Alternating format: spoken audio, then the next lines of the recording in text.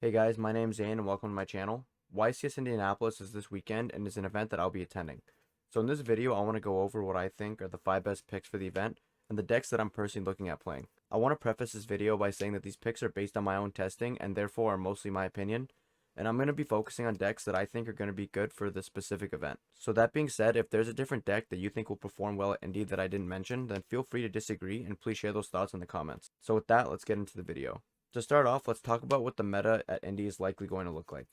A lot of people have been saying that the current format is quite diverse, and that there's a lot of potential decks in the format, and that's true. But to be honest, there's one deck that I think the meta is really going to revolve around, and that's Tier. Tier was the most represented deck at YCS Dortmund, and it's very popular on the DB ladder right now. If Tier goes first, it has so much gas that depending on their hand and mills, you need to draw multiple hand traps and in the right combination to stop them. The deck is incredibly resilient to most board breakers and is also very consistent thanks to some great mills that players are incorporating into the deck, like Malicious and the Shadalls. So any deck that I would consider a great option for Indy has to be able to handle Tier in one way or another. So that means that there are a couple of decks that I'm ruling out right off the bat. Pearly, although good in a vacuum, doesn't really do well into Tier in my opinion. Even if they make a big unaffected Noir with 6 materials on turn 1, that's still only 3 spins, and that's not going to be enough in most cases, since that's not really the best kind of interruption against what Tier is doing. Not to mention that spinning back a name to prevent a fusion also does trigger the planet to pop. So a lot of the time, you're almost better off just holding the Noir and seeing if your opponent can even out it. But the problem with that is that the combination of Kaleido and the planet are able to out your field spell and my friend, and the Tier player is able to just make Underworld Goddess to deal with the Noir. And even if they don't out your spells, Tier is usually able to kill you after making the Goddess anyways. So because of that, I personally will not be bringing Pearly, but that being said, if you play a ton of Bestials, you can do alright in this matchup. The next deck I wouldn't bring is Unchained. Because of Tier, Dweller is going to be a very common card, and Unchained doesn't really have great ways to deal with that card. Tier itself is also able to play Dweller, which makes this problem worse. And honestly, although the Unchained board is good, Tier is usually able to push right through it and kill through all the interruptions. So you can bring Unchained if you want, but I don't think it's a great choice. Finally, I did have an honorable mention that I wanted to talk about, which is Vanadium.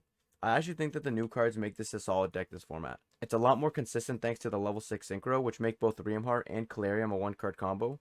That also gives you more room to play more non-engine, and the deck itself synergizes pretty well with the Bestials, since they're level 6 dragons to make the spatter, and their bodies that can be used to pop and summon Visa Starfrost from your hand. They also benefit from Tier milling 10 on you with the Yugioh and Kelbeck, since you can usually make a free Astrolabe with the cards in your graveyard before playing with your hand. The only issue with the deck is that going second, the Vanadium engine by itself struggles to push through boards on its own, and relies too heavily on you drawing the right non-engine to play through most boards. That being said, I can definitely see this deck performing at Indy at the right hands. So with those out of the way, what are my top picks for Indy?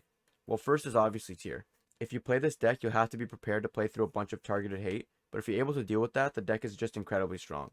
The biggest issue I find with Tier is the FTK decks that'll just lock you out of the game, since you don't have much room for non-engine, and as I said before, you'll probably lose games to Dweller and Shifter, but the deck is just so powerful that it's probably worth the risk of just playing it anyways. The second deck I think would be in the top 5 picks for Indy is Flu.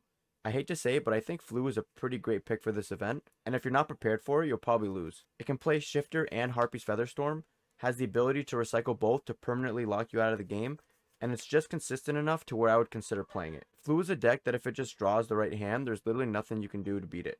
Another card I forgot to mention so far is SP Little Knight, which is going to be a big part of the format. And although Flu can't play it itself, it doesn't really care that much about the card.